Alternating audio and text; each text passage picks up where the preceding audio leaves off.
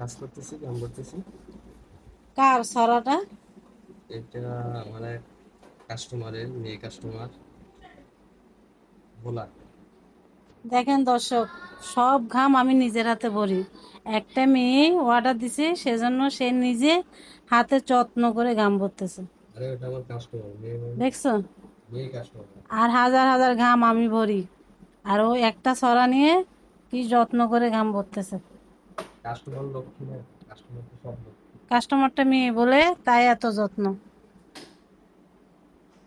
এখন কাজ করা কি অপরাধ?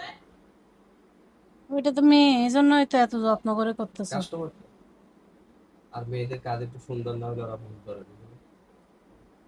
2 মাস ধরে অর্ডার দিয়ে একটা ছড়া নিবে এই জন্য।